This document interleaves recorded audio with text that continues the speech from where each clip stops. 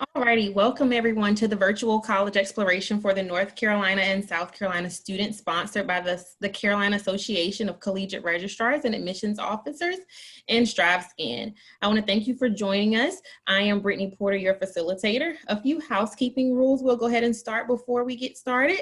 You can use the Q&A button on your screen to type your questions to the presenters at any time. Your camera and microphone are off, so panelists cannot see or hear you.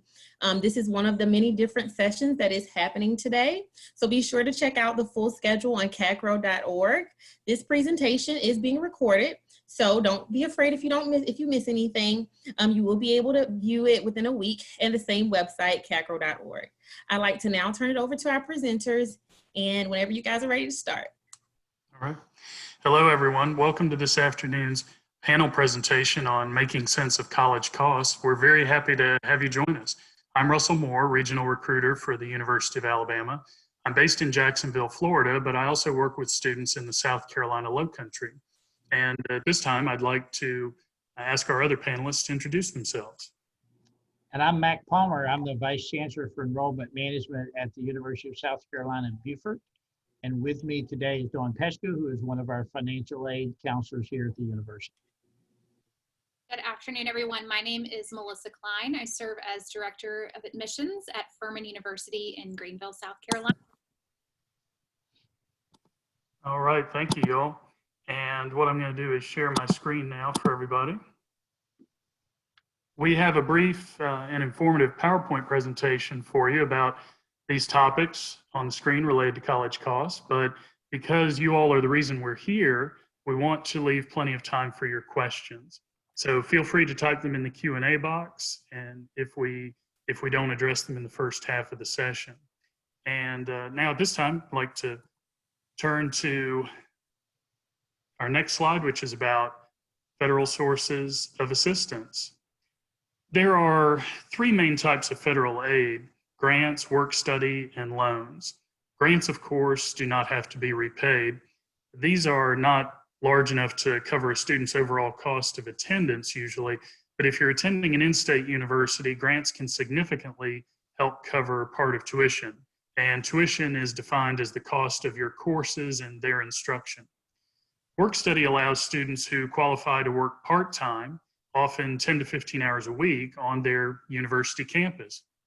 Now, these students might work at the front desk in a department, answer phones, help with filing and scanning documents, and more. One nice benefit to this program is that participating students receive a paycheck for their work hours. And in some offices, your hours can occasionally be more flexible if you need to adjust them for a busy week, like midterms in your classes. Qualifying for grants and work study are based on the free application for federal student aid, which is commonly known as FAFSA. And they're awarded to students who often demonstrate a significant degree of financial need. That is, when you subtract the estimated family contribution, which is your income, assets, and other information like how many children are in the family. You subtract that from a university's cost of attendance, which is tuition, housing, meal plan, books, and more. The resulting number is your financial need. Some students may receive grants and work study that address their remaining need, but universities cannot always address every student's need. That is why federal loans are also available to many families who complete the FAFSA. A large number of families use a combination of student and parent loans to cover the remaining expenses after savings, and if applicable, scholarships and grants. If applicable, once scholarships and grants are applied, then that remaining expense, students may use loans then. But the terms of these loans can differ substantially from loans available by banks and other financial institutions, so you'll want to carefully review the terms of all loans available to you. And last on this slide, I included military-related assistance because depending on a parent's military service, they may qualify for benefits that can cover a significant portion of university costs. Some of these programs include the post 9/11 GI Bill, the Yellow Ribbon program within that, the Purple Heart Scholarship, and sometimes university-specific funds for veterans or their dependents. So if you believe that you may qualify for a military college assistance program, speak with your VA rep and with the university's Veteran Affairs staff member or that department if they have one. While navigating the process for federal financial aid, the most important thing to remember is to complete the FAFSA early in the senior year of high school, and it opens every year on October 1st. Please don't wait until the spring to complete the FAFSA. That's because work study funds and some university grants and scholarships are awarded on a first come, first served basis. And I have several conversations every year with parents who tell me that they would like their children to assume the entire responsibility for loans to cover college costs and also to start teaching them about fiscal responsibility. But this is not typically possible because an 18 or 19-year-old does not yet have enough assets, income, or maybe even a credit score to take out significant loans. In fact, the total loan limit for a freshman taking out federal student loans is $5,500. So parents or other supporting family members will likely have to be involved in taking loans because they have more collateral to qualify for them. Now, events last spring with the pandemic reminded us that family financial situations can change rapidly and without warning. There's a lot of time between when a family submits the FAFSA to the federal government and the start of the fall semester. So if a family member loses their job, or if there's a health emergency in the household, or anything else that may substantially decrease the estimated family contribution to college costs, reach out to the university's financial aid offices where you have had that FAFSA, data sent. While they may not be always able to make up for that loss, they may be able to help to some degree, and they typically have one or more forms that can be completed so that they can review and possibly adjust a financial aid package to better help you. Now, at this time, I'll ask Dawn if she's available, if she wanted to add anything to what I mentioned about federal aid. You're muted, Dawn.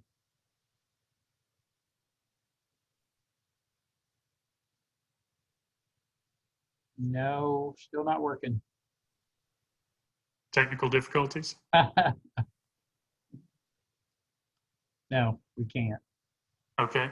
So keep clicking on it. We may keep moving. That's all right. And what I'll do is I'll change slide and I'll turn it over to Mac, and maybe we'll be able to get Dawn's participation later. So thank you, everybody, for joining us. We really appreciate your time. I understand from having looked at the registration, this is one of the largest sessions that have happened so far because we know how incredibly important the financing of your education is and how it's something that every student and family member looks at it carefully because it does indeed take a village in order to successfully do this. I think the number one thing I really want to encourage you, and I'll talk about these different points on the slide in just a second, to know in preparing for this process is the key is applying early to get the maximum amount of opportunity from your individual institutions and from your individual states. And so Russell mentioned that the FAFSA is now open. As of October the 1st, students can start to apply for the FAFSA, and we encourage students to do that quickly because there are limited funds in different types of aid available, and the first comes are the ones that are first served. A few things I want to mention specifically: the lottery funded scholarships. Both of the Carolinas offer scholarships that are funded by state lottery systems. The thing that you have to remember is, as a student or if you're here as a family member today, each state does it a little bit differently. So you have to make sure that you understand what the requirements are and what the process for applying is. And again, that process, the earlier you have an understanding of that, the better. So use your resources. Talk to your high school counselor about those and how it works.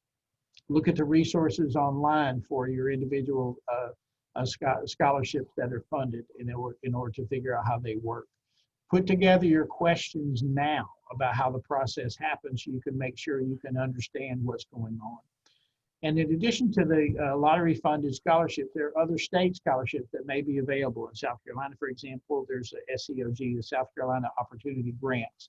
that is based on income, but there is a finite amount of money there. And it is, like for our institution, for example, it is depleted very quickly. So the earlier students apply, the better that is for them, or for you to increase your probability for success.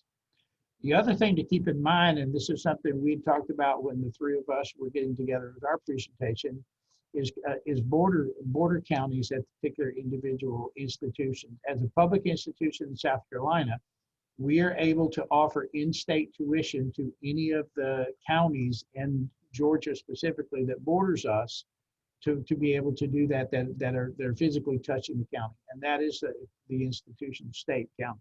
And that's the case throughout the county. So if you're in the upstate or near the Augusta area, that is also the case there as well. So make sure if you're considering one of these institutions out of state, you see how you may be part of that process, and make sure you take advantage of that. There are different criteria that you may have to show that you are a resident of that border county, but that allows you to have that opportunity there. Incentive-based grants for areas that may be in critical shortage. Example of those are oftentimes teachers in specific areas where it's difficult. Some states will sponsor either loan reduction or forgiveness for students who are teaching in high service need areas. STEM is another area that is the case for students that may be in sciences or math, that there may be opportunities for additional scholarships to be available for them there.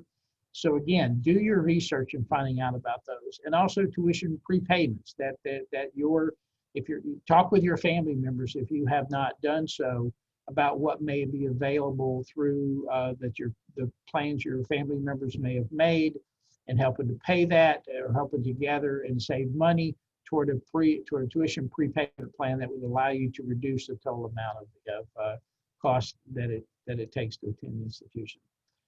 A million years ago, when I was in college, it was possible to work and through financial aid to cover all the costs of education. That is typically not the case anymore. So we find ourselves with most of our students looking at some kind of combination of grants and loans or individual scholarships that may be available. So we want to, again, encourage you to look early, to do your complete research. Don't just take your friends' advice on saying, no, you can't get that, or no, you shouldn't do that, because they don't always know. So make sure you're using the experts in the area, the schools that you're applying to, the financial aid offices, or your high school guidance office in order to do that.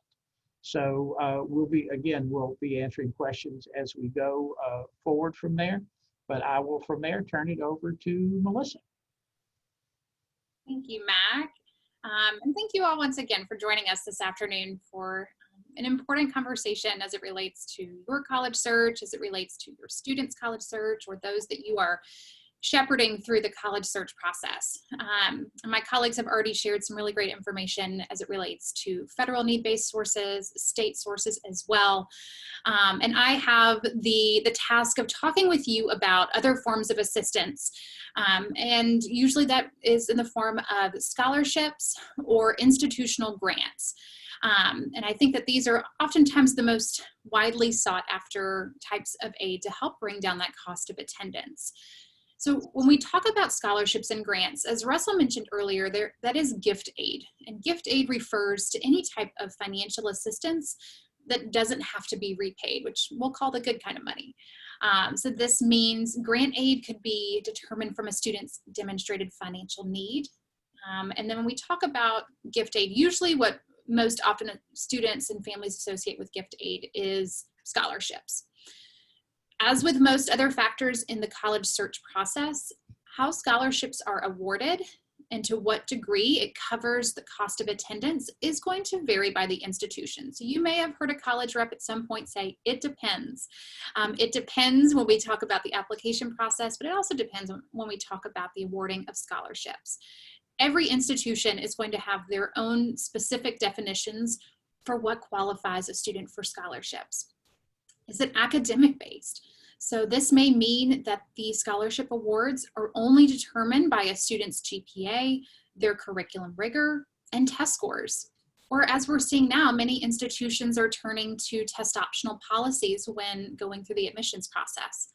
Are those schools also test optional when awarding scholarships? How does a school calculate a GPA? Is a scholarship determined based off of a transcript GPA, off of a recalculated GPA, or some other version? Is a student's class rank taken into consideration? And these are all great questions for you all to ask the various schools that you're considering. So you've heard my colleagues mention research. That's an important piece to this, making sure that you're aware of all of the resources that an institution may make available to you when we talk about bringing down that cost of attendance. Does the institution recognize activities, honors, awards, or leadership experiences as components for scholarship consideration? Some colleges and universities do offer leadership scholarships or honor scholarships, again, depending on the institution. You're also going to find that some schools offer various types of talent-based scholarships. For some schools, that might be talent-based through the form of athletic scholarships. That can be determined through the recruiting process. Some institutions offer talent-based scholarships for those who are a musician or an actor or an actress or an instrumentalist. And maybe that's based off an audition that's done on that school's campus. So that, again, is going to be an important part of your college research experience. Some institutions also award scholarships through separate application processes. And while I can't speak on behalf of all schools, I would say a common explanation for why has to do with the very specific nature for the awards that are being given. So perhaps the institution awards scholarships to students with very specific academic interests. In these cases, a separate application will likely be used by separate academic departments who have very specific questions they wish for candidates to answer before determining award recipients. And I'm guessing there may be some of you in the audience who are artists and musicians, an aspiring actor or an athlete. And again, depending on the institution, that scholarship assistance may be set aside based off that audition or portfolio review or interview. So again, do your research and do your research early to understand what each institution is going to offer in terms of scholarships and what you need to do to be considered for that type of aid. My biggest recommendation to you as students and to parents and mentors in the audience is to stay organized. Whether this means that you create a calendar that is specific to the college application process, to the financial aid process.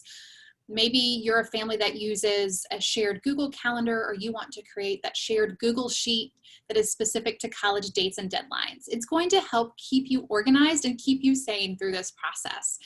It is very easy to be overwhelmed by the different dates and deadlines and documents needed, but you have control in this process, and you have control in how you respond and how you manage your time. So if you were to dedicate 2 hours on a Sunday every week to check your progress in the college search process, to make sure that you've accounted for a scholarship application, or you have accounted for whether the FAFSA has been completed or not, you're going to be operating out of a space of confidence if you give it a little bit of time each week. So while the vast majority of scholarship aid is awarded from institutional sources, there are also civic organizations, churches, youth groups, employers, banks, etc., that provide scholarship assistance every year. We'll share with you a slide in just a little bit that shows some helpful websites, both from a need-based financial aid perspective, but also from external scholarship standpoint as well. My recommendation to you is to think smaller and more local in scale and specific to your life experiences. So maybe you are a first-generation college student. Maybe you're a student from the Southeast, so from the Carolinas. Maybe you have a very specific career goal.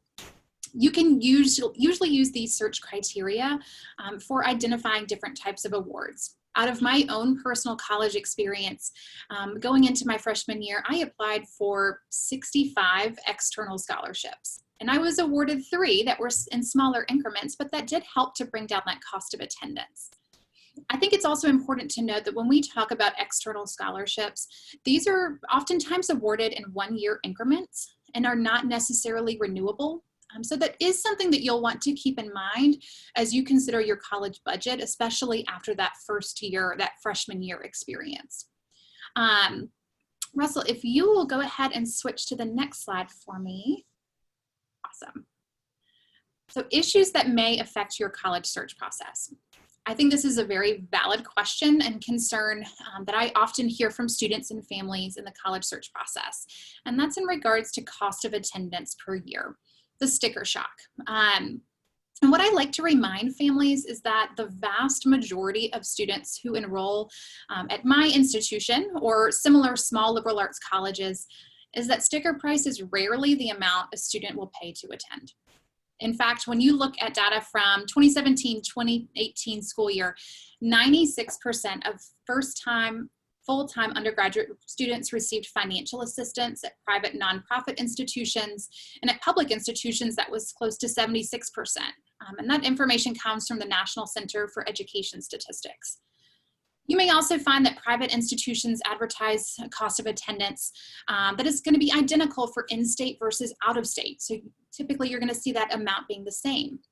When working with South Carolina residents, I do like to remind them that the added benefit of being an in-state student is that the state lottery scholarships that Mac referenced earlier is oftentimes stackable with any type of institutional aid that we may be able to award. Private institutions also have maybe more say in how aid is awarded to undocumented or international students, whereas public institutions may be restricted by limitations set by the state. So for those of you in the audience for which that might be a consideration, know that those are factors that you'll want to keep in mind as you continue through your college search. Private institutions may also offer a wide array of gift aid opportunities through academic scholarships and need-based grants. So Russell touched on the need-based grants that come through the form of Pell Grants based off the FAFSA. Many private institutions will have endowed funding available that is awarded to students who have demonstrated financial need. And when I'm working with students considering Furman, it's oftentimes the case that a student will have both a Furman need-based grant, a Furman scholarship, and those federal sources as well to further bring down that cost of attendance. I think one of the most helpful resources to students when thinking about identifying early cost of attendance is through the net price calculator. This is something that is mandated that all institutions have on their websites. And it should be something that empowers you as parents and you as students to have a greater understanding of potential costs, as well as potential aid you may receive. So it is a helpful first tool for building that college list on the front end. I think it is helpful to note that it is truly an estimate, and the results are only as accurate as the information that you put in. And every school's calculator may look a little bit different, but it is going to give you that sense for what those costs may look like as you consider your college options. I will also add my piece of advice is to start early, and you've now heard that 3 separate times. To start early as you think about financing your college experience. You know, you're working on applications right now if you're a senior, but now's also the time to be thinking about that cost of attendance and financial aid opportunities. You don't want to be in a position that you've been out of the running for a scholarship because you missed the deadline. So if you can stay organized, start thinking about it early, you're going to, again, be operating out of a place of confidence. All right. I know I touched on the net price calculator. Russell and Mac, I'll let y'all step in if there's any particular websites that you go to most. Well, I put after net price calculators, studentaid.gov. That is where students and parents can go online to access the FAFSA and to begin filling out the FAFSA. And that's a really important federal site. Melissa, I don't know if you wanted to discuss briefly, because I was going to highlight the CSS profile, right? Absolutely. So the CSS profile, you may or may not have heard of this. It is similar to the FAFSA in the sense that it determines a student's need-based eligibility. Not all colleges and universities use this document. I think that Furman is probably the only institution in South Carolina that does. But this is a document that some schools may require a student to fill out to be considered for need-based aid. So again, as part of that college search, make sure that you're accounting for what forms are needed to make sure that you're considered for all types of aid that school makes available. And we included several other websites here that are reputable sources that students and universities are familiar with and go to year after year for doing scholarship searches. Mac, you feel free to add anything you like here. The best advice that I give to families every year that we're doing this, whether it's in person or virtually, is not to pay for a scholarship search and not to pay to apply for a scholarship. It has been accepted practice for years and years to apply for admission to colleges and universities. But if you're paying for a scholarship search or a scholarship application, then that might be a scam, and you want to be very wary of that. And that was going to be my point as well. And the other thing is as you're looking at, I mean, all these websites here give you lots and lots and lots of information. If you have a certain number of schools that you're looking at that you're interested in, look to see what kind of presentations, especially now in the fact that so much of us is virtual, about the opportunity to do a financial aid workshop at one of those institutions. We're doing at my institution, doing a whole series of those for people just to ask questions and to share information, a lot of which we're sharing today. I would encourage to do that at any institution that you are looking at to be able to understand how the specific schools you're considering at this point may be looking to do that process. And again, the thing to remember is just because you did it way A at institution 1, it doesn't mean you do the exact same thing at institution 2. We're all unique in that. That's what makes us great as far as institutions go, but it can sometimes be a little hairy as an applicant because everybody does it a little bit differently. State institutions are different than private institutions, and you know, the state of South Carolina does it differently than the state of Alabama as well. So just make sure that you understand what the process is. And I think some of the best advice is what Melissa said, is set aside some time every week to work on this process. And again, if you should have been starting on that now. I know we're all in the world that is crazy and COVID filled, and everybody's having to learn how to take classes online, and now sometimes going in occasionally, and et cetera, et cetera, et cetera. And we understand, and we're dealing with the same things at our institutions as well, as we're starting to, you know, we have a combination of in-person and web-based and hybrid courses, and we're all doing different variations of in-campus, on-campus tours, et cetera. And this process is no different. So the more organized you are about it, the better. And again, I can't say enough, the more you seek information from experts, the better your process is going to be, and not ask your third cousin about how it went for them when they applied something, because the process continues to change dramatically. Absolutely.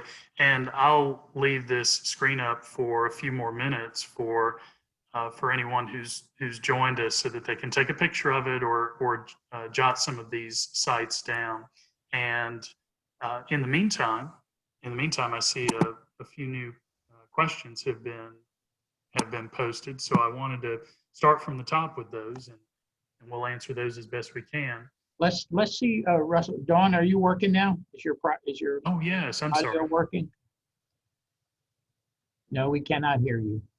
Any audio access? No. I wonder is whether or not Dawn will be able to respond. I don't know if she'll be able to post anything in Q&A if she wants to try that out to people. That might be helpful. That sounds great. There, Dawn, I'm putting Dawn on the spot though. have we done anything really bad so far, Dawn?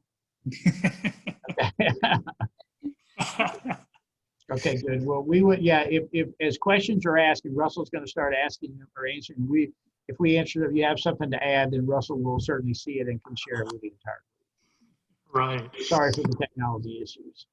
Oh, that's okay. So let's get started. Here's actually a question specifically for Furman. Will Furman reduce merit or talent scholarship by outside scholarships, or is it stacked? That's a common question that I get a lot too. That's a great question. I can certainly take it from the Furman stance. And then more broadly, the answer more broadly would be it depends, right? Because every school is going to be a little bit different. For Furman, if a student is receiving an external scholarship, in most cases that is going to stack. I will throw out a term called the gift aid threshold, where if a student receives a Furman scholarship but then has been awarded so many outside scholarships that they are now beyond the cost of attendance, we will then reduce the scholarship that we have given because we aren't going to pay a student to come to our institution. That is few and far between where that has been the case. Okay. Next question that was asked was how are colleges determining merit scholarship aid that is given to students when they are test optional or test blind? Has this been a big discussion? This, for many universities, has changed radically just in the last 6 months. I can speak for the University of Alabama. We just made the move to become test optional last Wednesday afternoon. And just prior to that, in anticipation of that change, what we did was we altered the way in which we had reviewed a number of students for scholarships. We've always had a chart where students who had a certain GPA and a certain SAT or ACT scores, when they combine the GPA with their best single test score, they would receive a scholarship of X number of dollars. This year, that varies from $6,000 to $28,000 a year. But we have a lot of students who have not been able to take the SAT or ACT. In the meantime, we have a separate scholarship application. I encourage all families, if there is an optional scholarship application that the institution has, please fill it out, treat it as required, because we're using that scholarship application at Alabama this year to review students, and we will look at their core weighted GPA as we calculated and rely very heavily on leadership, community service, and other accomplishments outside of school to divide students into tiers and hopefully award them merit scholarships as well if they've not had an opportunity to test. We want to give people equal opportunity as best we can. I can speak to it from, and again, it's the Furman perspective. Furman's been test optional since 2011 and have been test optional for scholarship purposes that entire time as well. What some institutions may do is instead of using the test score as part of the scholarship selection process, they focus on the GPA and they focus on the rigor of curriculum and letting those be the two pieces that a student is considered for academic awards. And that again goes back to my discussion of what components are considered in institutional scholarships. So academic awards may only be GPA and curriculum rigor. If it's a test optional institution, maybe they are going to add in an additional layer of an application or an interview, some additional layer that might compensate for not having a test score to consider and review. I know there's another question about the phrase, it depends. I really don't like that phrase either, but that's the unfortunate reality of so many institutions out there who all have different policies and different things to consider. So as much as you can, make a list of the schools you're considering, write down those dates and deadlines, write down or catalog in some way what they're requiring to help keep yourself organized and on top of the process. I think that's absolutely the same for us. I mean, for example, we offer a plus scholarship on top of the state merit scholarships, life and Palmetto Fellows. And those scholarship criteria now still include a test score in order to receive those through the state of South Carolina. We are test optional right now as well. So we'll be making preliminary awards of those scholarships, but in order to qualify, you have to qualify for the life or the Palmetto Fellows.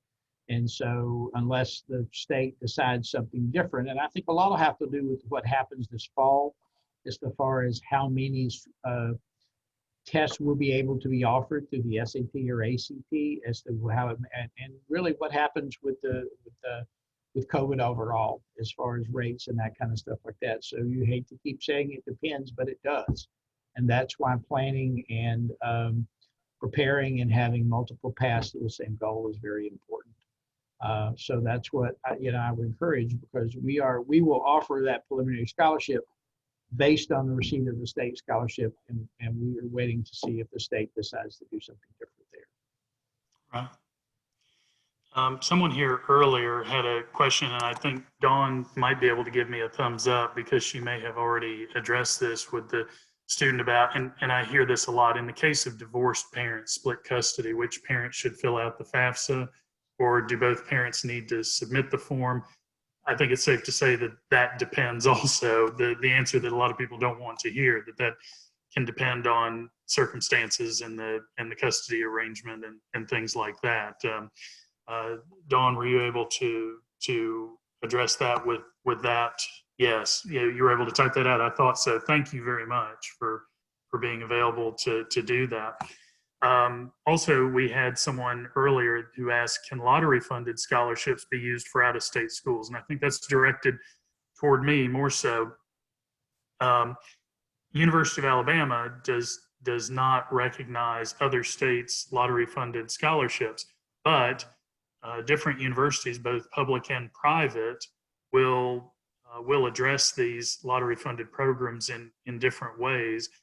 Mac, Melissa, I don't know if you want to add anything to that specific to your institution or past experiences. Well, as a border county institution, we're all asked all the time by the border counties in Georgia, will you accept the Georgia Hope Scholarship? And I always say the same thing, we will take it, they just won't give it to us. And so those are specific for that state. So the answer to that is those are only for those individual states.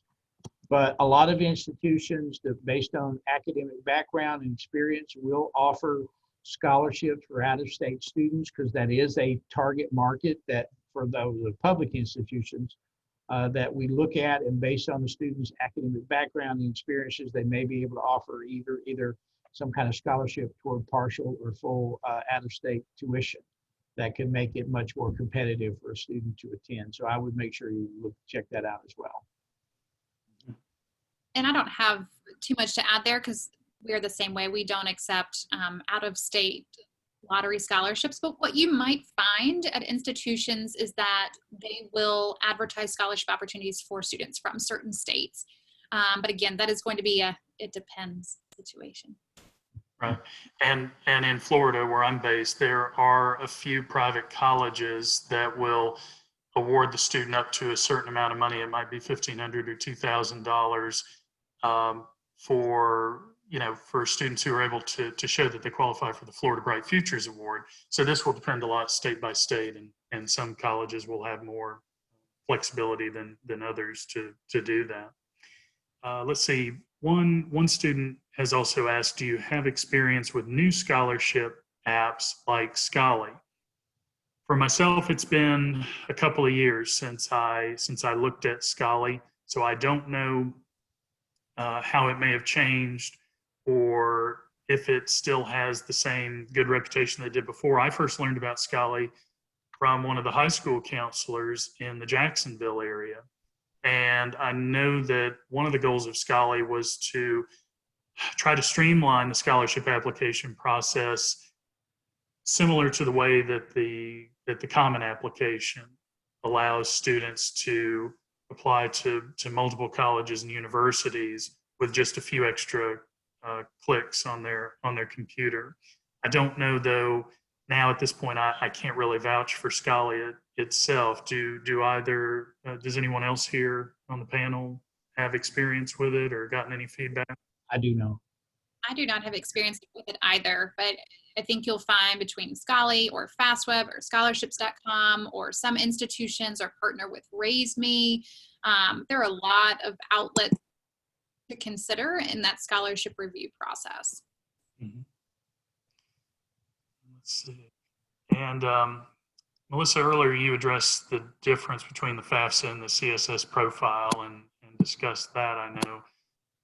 So we have that.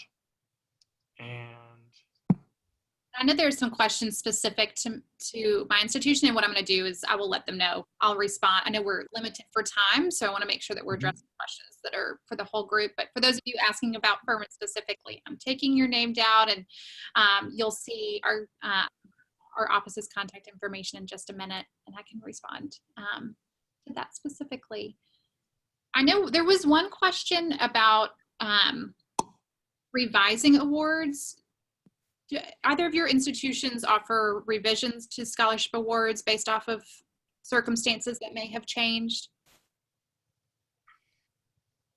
And we do. I mean, if a student's experience may have changed or their academic profile may have changed, they can provide us with updated information, and we will review that process again.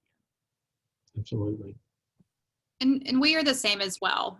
So we generally do not make changes to academic scholarships that were awarded, but we will absolutely review any changes to a student's financial circumstances that may impact our ability to give students additional grant aid.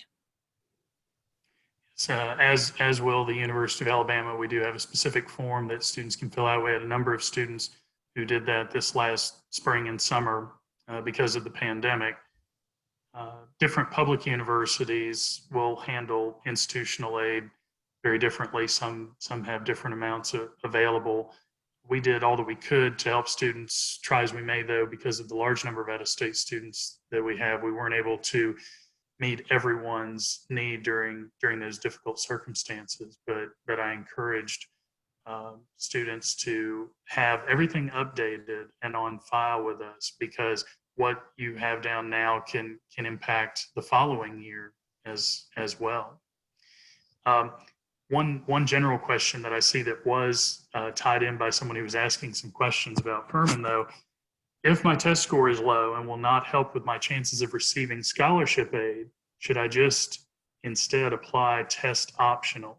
This is a question that I'm getting more and more at Alabama. And what I have told high school counselors and students since we just went test optional last week is that having the low test score will not hurt you.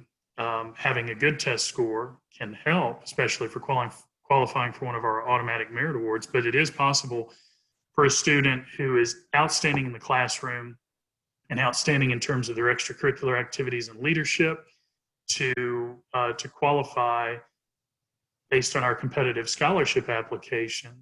But I've been told that our test score, the low test score is not going to be used against the student. I think by and large, colleges and universities want to help their students best they can, and there's an understanding about just how difficult it is for students to get those test scores as high as they could in a normal year. I might answer it from the perspective of a student who does have a test score, which that sounds like what this question may be. How I typically advise a student, I tend to ask themselves two questions. Am I proud of my score? Do I feel that my score aligns with my academic performance in high school? The answer is yes to that. Go ahead and submit that score because it's helping to support your application. We also work with, taking bit out of the picture, we also work with a number of students who are rock stars in the classroom and they're challenging themselves at a high level, but maybe they have not had the opportunity to have test prep tutoring or take the SAT or ACT multiple times, or maybe they're just not a great test taker. That could be a student who's going to benefit from that test optional policy. We don't ever make the assumption that because a student does not have a test score that it was a bad score, because the score is relative to you and your application and what's going to best reflect you. So I think as we come to the end of this, I think if our catchword is apply early, and it depends. And we wish there was do this one thing and it will apply everywhere, but it does not. And so that's why it's so necessary that you've begun this process now, because it is complicated and it is rigor, lots of rules and regulation intensive, especially for federal and state aid. And so that's why it is so extraordinarily important to be working on this process as soon as you can. Absolutely. All right. Well, I wanted to make sure too that I provided our contact information, because several of you did have institution-specific questions, especially for Furman. So here are our phone numbers and website addresses, and in the case of USCB, we also have their admissions and financial aid email addresses too. So we hope that you'll get in touch with us so that we can help guide you through this. It's been an unusual year, but we are making the best of it, and we should be able to help you, especially as you are. Especially if you're taking care of things early, like Max said. So, all right. Well, we've reached the end of the session. Our 45 minutes are about up. But I wanted to thank everybody for their time and for logging in to join us. We hope that this has been helpful and hope that we'll be in touch with you all in the future too. Great. Thank you, everybody. All right. Thanks for joining us. Bye. Hi, everyone. I just wanted to thank you for joining us. When this particular session closes, this window, there will be a link that you can go to very quickly. It's going to have a 4-question survey. We appreciate any feedback that you can provide. And also, like that we said at the beginning, you can go to CACRAO.org to see any other sessions. Thank you for joining us. Thank you. Thank you. Bye.